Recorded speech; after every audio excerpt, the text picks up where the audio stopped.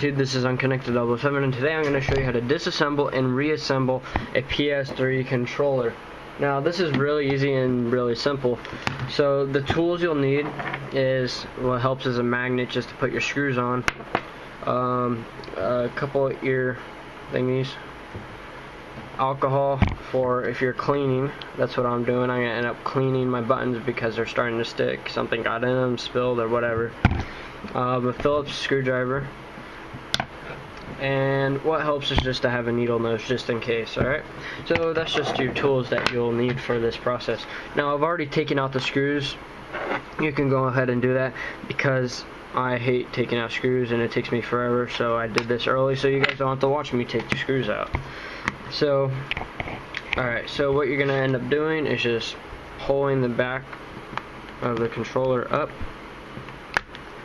till it pops up, and then you're just gonna taking it off. It really doesn't matter, it's just taking it apart. So you should come out and it should be like this. Now if your triggers come off, don't worry, I'm going to show you how to do that anyways. Okay, now first thing I'm going to do is take off the triggers. Actually, you can leave those on if you want, but I'm going to take them off for tutorial purposes. So you can take off the number 2 triggers, and the spring, try to keep the spring on there, it should not fall off. These just pop right out, they just pull because they're in little grooves. Okay, and now the next thing, let me turn off my PS3. Okay, now the next thing you want to do, see this battery, this is the battery pack. All you're gonna do, see there's a little clip right there, you just want to push and pull and it should just pop right out. It's simple. And just put this to the side without ripping any of the cords out.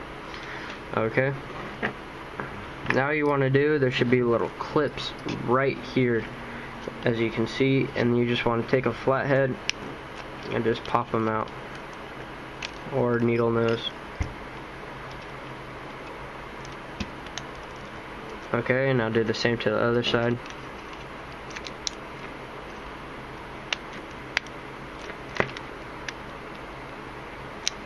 Okay, now just pull a little bit just to make sure they don't pop back into place.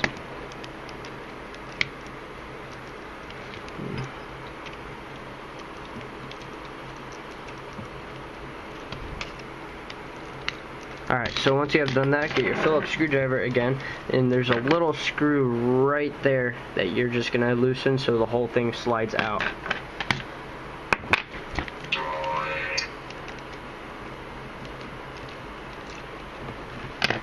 Okay, now once you've done that, the whole thing should just slide straight out like this.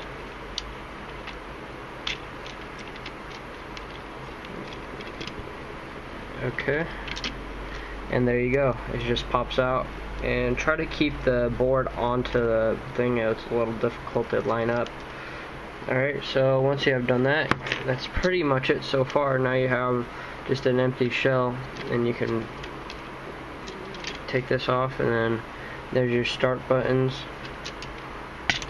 Oh, you can take the left trigger or the first triggers off, or just leave them in, but those are just your buttons. Those aren't a big deal, but if you're replacing them or cleaning like I am doing, I'm cleaning my square button because that is sticking. I'm just going to take some alcohol.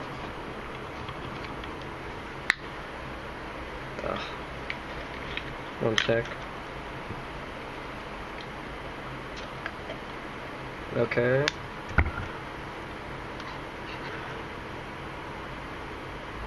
So alcohol, and I'm just going to clean around. I can see some gunk on there. Just clean around it. And take the other side and like scrub it. The dry side.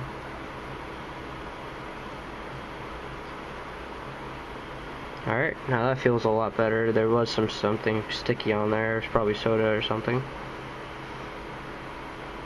Okay, once you have done that, you want to probably do the inside because there'll probably be residue of whatever.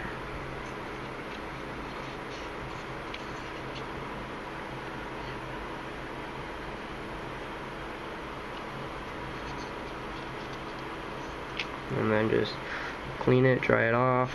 All my other buttons are great, it's just this one, which makes me believe that there was something inside of it, or something like soda or anything like that that might have got in there and caused it to become annoying. Now you gotta line the buttons up right, it should slide down just like that. And then the right buttons are basically the same thing. I mean, those don't matter what direction because they're just arrows. And you put this back on, it doesn't matter, they're all just little magnet buttons. Just slide into the place. And then you put the start button back in. Okay, so now we're going to get back to the part of reassembling. The first thing, you want to put these on the first trigger back in. Okay, and once you have done that, you want to take your whole assembly and you're going to put this back in carefully.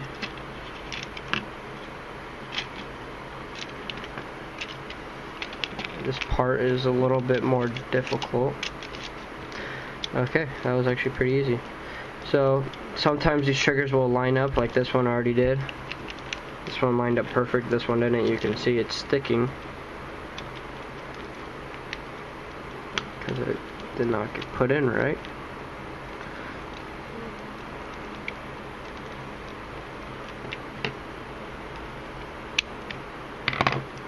There it goes.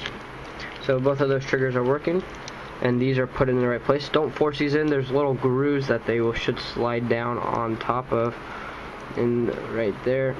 And then the other side's the same, but don't force those in. They just pop into a certain place. If you look, there's little grooves on each side that it slides into. Okay, and the whole thing should just sit there nice, and you can pop in the sides where the vibrators were. And then you want to tighten that screw back up on the board, but don't make it too tight because you don't want that. You can crack the board.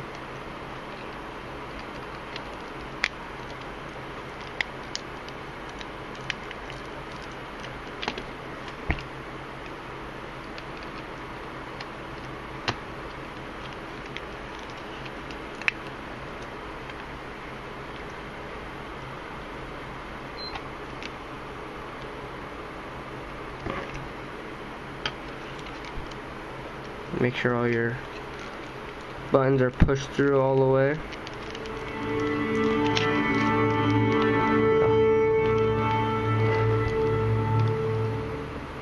Don't tighten it too much, just make sure it's flush all the way pushed against this and there. Just make sure it's snug. You don't want to strip it or anything. And then this battery, there's two slots that this pops into. There's two edges, as you can see. And then there's two little slots right there and then right there where they pop in. Just push one side and the other, and then that's it. You just push it in. That's how the battery stays on. Pretty simple, easy. Okay, oh, accidentally turned my ps3 on. Okay, so once you have done that and all your triggers are working, you're gonna put up your R2s and L2s. Now what you want to do, see the spring? Some people will keep these springs up like this on the trigger. You want to push them down like that, so the spring's right there. I don't know if you can see that, but the spring needs to be down like this, not up, down. And then you're just gonna roll it on kind of, so the spring is against there. Okay, that's working. Oops. You can't really push it when it's on because all you do is need to hold this up and the spring should fall like that, and then you just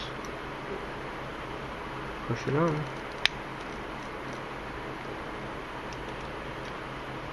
Just make sure they're working gently. Normal, normal. Okay, so now we're gonna end up putting the cover back onto this, and it's pretty easy. So you have the ps3 controller, and you're gonna have to put this on at an angle to get the triggers through without knocking them off of their positions. Just gently put it on, put everything on naturally. Don't force anything. and then you can't push it on because there's this little clip is hitting the battery. So all you do is pull on this and lift it over. Okay, before you push it down, push on this side and then push on down on both sides. And it looks like I messed up. Yes, I did. I gotta take this back off because I messed up one of the triggers. This trigger didn't go on right, and this one fell off.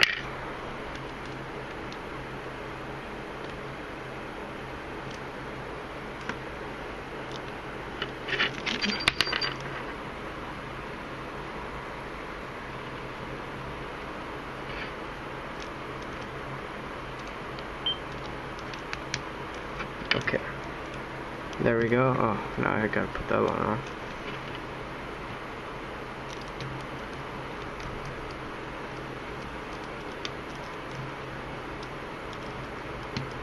Okay, now we gotta slide this on gently without popping everything off.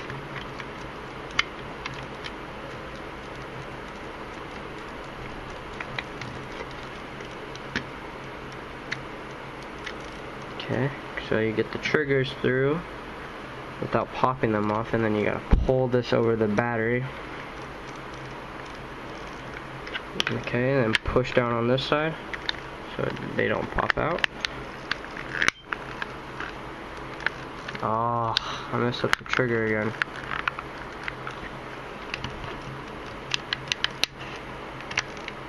No, I didn't. Okay, now both triggers are working.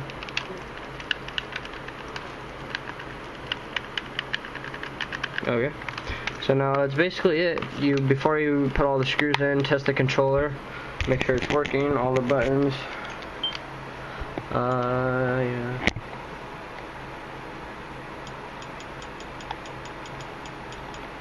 And then test these. Alright, seems to be working, so just put all the screws back in. I'm gonna do that right now.